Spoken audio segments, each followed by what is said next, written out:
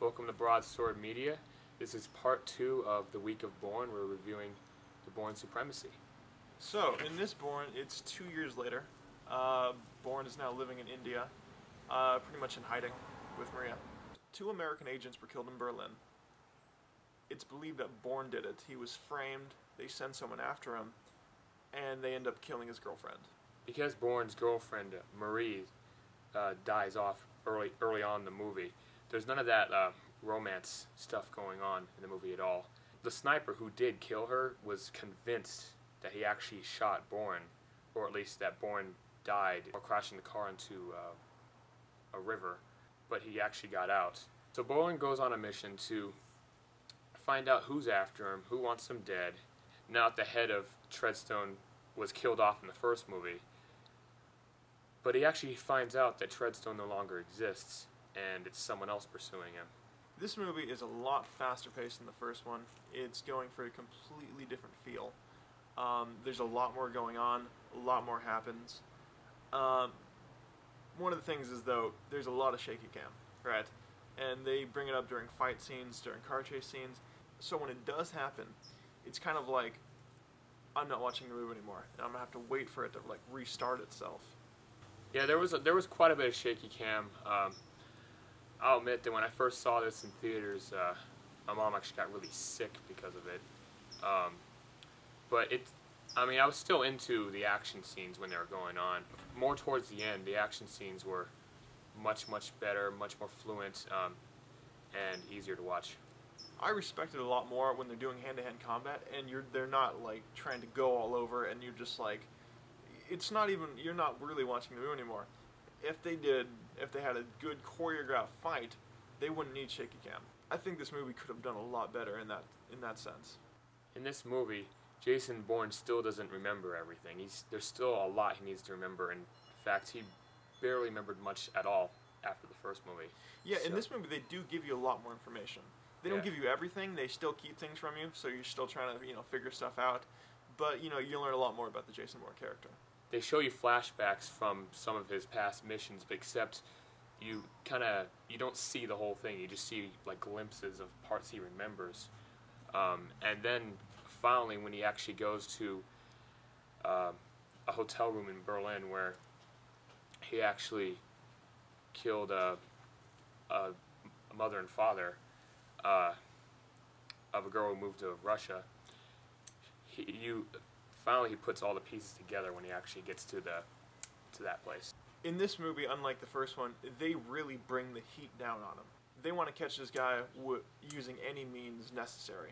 One thing is that at the end of the movie, or near the end of the movie, they had this kind of long, drawn-out car chase scene, which I said before, they had the shaky cam going, and I thought it was far inferior to the first movie's chase scene. Yeah, the first movie's chase scene had a lot more crazy action going on in the cars when he had to go down the stairs and whatnot. In this one, not nearly as much until they got to the tunnel when like the SUV or Jeep, whatever, was trying to crush the taxi car.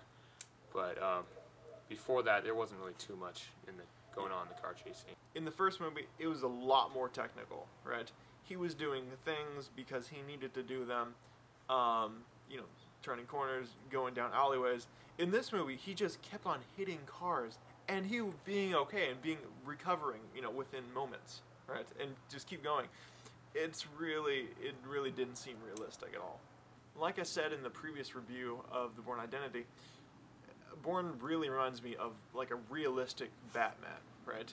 In this movie, they continued to pursue him, and they would really bring the heat and corner him. He would always find a way to elude his pursuers. Yeah, he does that even more so in this one than even the first one, actually. Around the middle of the movie, he actually finds out who is chasing after him by actually taking someone's phone and listening to a conversation between his interrogator and Pamela Landy. He goes to Pamela's hotel room and trails her to the headquarters.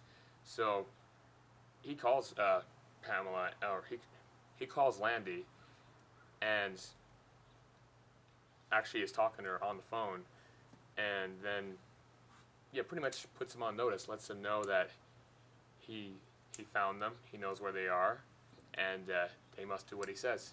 Now, the difference in this movie is that the one pursuing him was never part of Treadstone at all.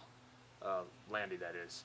And what she actually is really looking for is answers. Mm-hmm. She's not just saying, oh, go find him, go kill him. She wants answers from him. While she enlists somebody who was part of Treadstone, which is Brian Cox's character. All he cares about is killing Bourne because, well, he's framing Bourne for the murders and he doesn't want anybody to find out it's him. If Bourne dies, all of this goes away. Yeah, and because of this, there's a conflict of interest between those two. Okay, I like this movie a lot more than the first one, right? It was much faster paced. It was much more of a Mark movie, I guess you could say. I'm going to have to give it a 7.5. Yeah, I really enjoyed this movie. I think it's just as good as the first one. So I'm giving it the same rating, a 9.8. There weren't really too many flaws. I mean, in some points, it kind of was drawn out a little, but for the most part, much faster paced than the first one.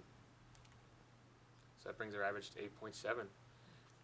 So tune in next time for part 3 of the Week of Bourne to see the last of the trilogy, The Bourne Ultimatum. Don't forget to like, comment, subscribe, and what did you think of the Bourne Supremacy? Did you like it more than Identity?